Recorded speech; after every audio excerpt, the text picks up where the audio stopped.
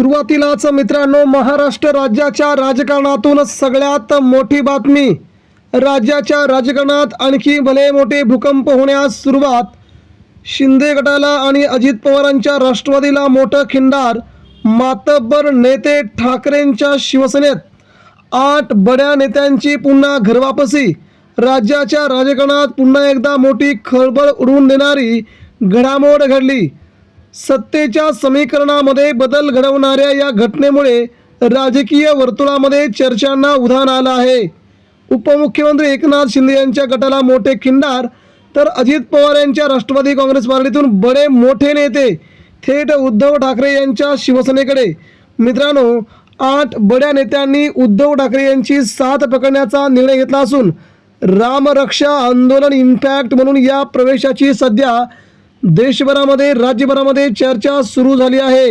राजकीय तज्ज्ञांच्या मते अशीच परिस्थिती राहिली तर उद्धव ठाकरेंनी अशाच प्रकारे जर आपलं हिंदुत्वाचं जर आंदोलन चालू ठेवलं तर भाजपात देखील भाजपचे नेते राहणार नाहीत, अशा प्रकारची किमया ठाकरेंच्या रामरक्षा आंदोलनाने नागपूर येथून सुरू झाली असून ती संपूर्ण महाराष्ट्रात हिंदू आता जागृत होत असून भाजपाला मात्र याचा जबर धक्का बसलोय. मित्रांनो, बघूया कोणकोणते नेते आहेत ज्यांनी उद्धव ठाकरे यांच्या शिवसेनेमध्ये प्रवेश करण्यासाठी आता आपल्या नावाची प्रत्यक्ष नोंदणी सुरू केली असून ज्यांनी उद्धव ठाकरेंशी संपर्क साधलेला आहे. मित्रांनो, सध्याच्या घडीला महाराष्ट्रामध्ये मुंबईत उद्धव ठाकरेंच्या मातोश्रीवरती जरी कुणाला कोणते नेत्याला देण्यासाठी काही नसलं तरी देखील नेत्यांची असलेली उद्धव ठाकरेंच्या शिवसेनेकडे येण्याचा ओढा मात्र तो प्रचंड स्वरूपात वाढल्याचं दिसून येत आहे. त्याला पर्याय म्हणजे त्याला का येतो एवढा ओढा?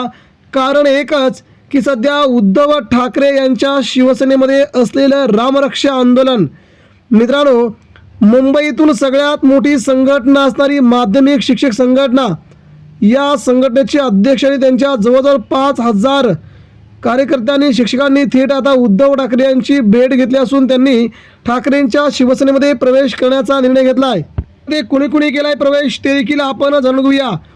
मित्रांनो, शिक्षक संघाचे दिलीप भीमराव कडू यांनी आपल्या हजारो समर्थकांसह उद्धव ठाकरे यांची भेट घेत मुंबईमध्ये थेट ठाकरेंच्या शिवसेनेमध्ये विलीनीकरण करत आपली सर्व संघटना, आपल्या संघटनेचे सर्व कार्यकर्ते, पदाधिकारी यांनी आता उद्धव ठाकरे यांच्या शिवसेनेमध्ये प्रवेश करण्याचा निर्णय घेतला आहे.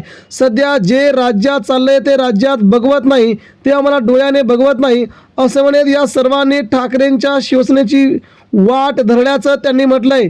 या राज्यात बदल हवा, या देशात बदल हवा आहे. बदल तो शिवसेनेकडून मातोश्रीहून सुरू होईल असंही या नेत्यांना सध्या वाटू लागले. त्यानंतर मित्रांनो, दुसरा एक महत्त्वाचा प्रवेश अजित पवारांच्या राष्ट्रवादीला सध्या मोठा खिंडार पडत असून ठाकरेंच्या शिवसेनेमध्ये बरेच मोठमोठे नेते आता यायला सुरुवात झाली आहे.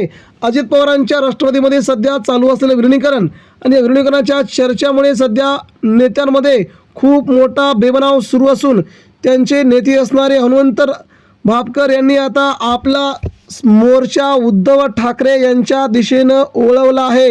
जिल्हाध्यक्षांसह अनेक तालुकाध्यक्ष यांनी एकत्रितपणे हा प्रवेश उद्धव ठाकरे यांच्या शिवसेनेमध्ये करण्याचं ठरवलंय.